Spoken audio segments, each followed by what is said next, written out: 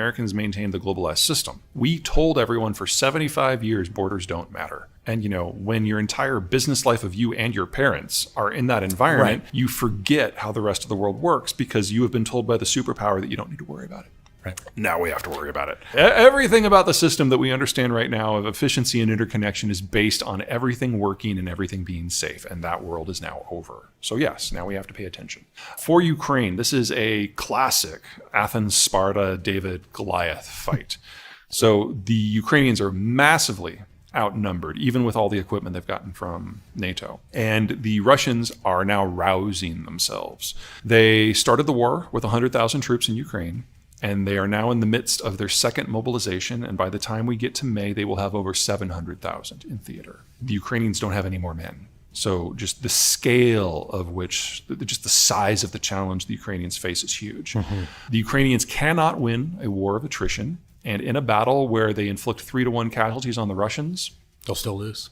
They'll still lose. And they'll lose badly because that assumes that the 3 Russians die and the 1 Ukrainian heals and can live to fight another day. It's just not enough. You need to get it up to a minimum of 8-1. 10-1 would be better. The only way you do that is with speed and mobility. Whether it's battle tanks, artillery, deep strike, whatever it happens to be, the Ukrainians have to be able to outmaneuver the Russians, cut off their logistical supplies, encircle them, and kill them in mass. That is the only way that Ukraine wins this war. And they had hoped to be able to start that this winter. But this winter is the freakishly warm. It is 30 degrees. It's 20 degrees above norm. And so the ground has never frozen, Crane. And instead of being able to run tanks and artillery through the fields that are frozen and hit the Russians wherever they feel they need to, they have been stuck in fixed place defense against human wave assaults. And yes, they're killing Russians by the tens of thousands, but it's not enough and it's not fast enough. And by the time we get to May, when the ground dries out enough that they will be able to do that, there are going to be so many more Russians in theater. Mm-hmm. And the Russians are probably going to push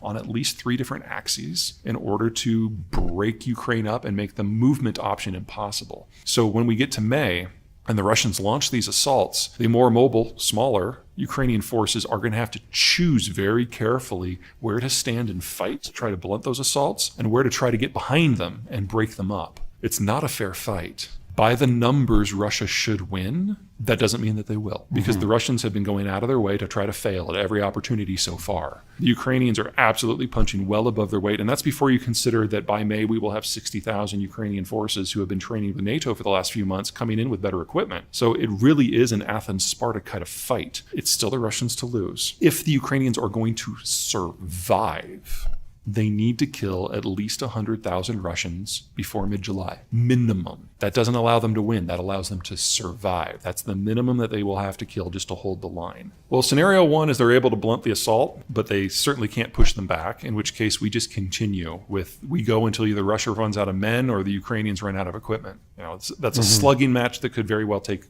a couple of years. Scenario 2 is the Russians do break the Ukrainians and they're at the Polish border this year, in which case we will get that direct NATO-Russia conflict that we've been desperately trying to avoid this whole time. Because from the Russian point of view, capturing all of Ukraine does not solve their security problem. They actually have to plug the access points that allow access to the Eurasian landmass, and that means getting to Warsaw, and that means a direct fight with NATO. And is that the nightmare scenario? Yeah, because that means there will be nukes used. The Russians have proved repeatedly that they can't find a conventional war against NATO equipment in the traditional sense. And if we get them attacking NATO and you get the full force of NATO and the American military complete with total air superiority, it'll obliterate the conventional columns. And the only thing that the Russians will have left to throw are nukes, and they will throw them. So that's scenario 2. That's scenario 2. Scenario 3, the Ukrainians are able to do a lightning assault south, probably from Zaporizhzhia to the Sea of Azov, and in doing so, completely cut off the entirety of the Crimea. Crimea relies on irrigation from a single canal for 80% of their food production, and the sluice gate is now in Ukrainian control, so it will not be turned on.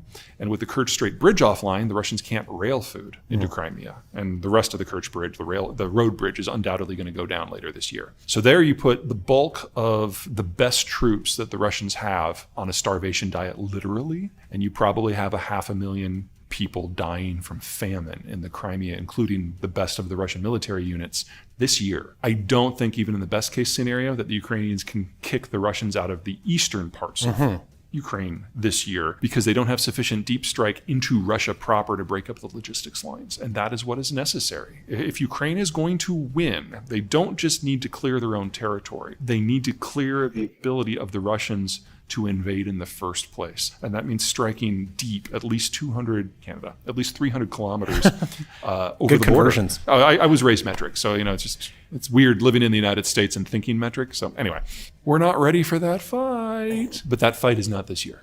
If you don't want to get nuked, you need to give Ukraine absolutely everything they can get as soon as they possibly can. Western troops can't be on the ground. That would trigger a nuclear exchange in no time. But the pace of training needs to expand by at least an order of magnitude, and that means we need to double, probably quadruple, the rate of arms manufacture across the NATO alliance as soon as possible. Let's go to the other area of the world that everyone always wants to talk about, China. China's been a huge story for a couple of decades. Explosive economic growth, another global pole of power. You're not very hot on China's future. Why is that? No. This is a country that imports 75% of its energy, 80% of which comes from the Persian Gulf. This is a country that is the world's largest food importer. This is a country that imports 80% of the components and the inputs that are necessary to maintain its own food production. And its food production, once you look at the cost of the materials that go in, is the lowest in the world in terms of efficiency per hectare. This is a country that is basically Enron in nation state form in terms of its finance, and its leader has completely decapitated the decision-making process of every province and every bureau in the entire system. It is waiting to fall. On top of that, it is dying. They're now admitting that they overcounted their population by over 100 million people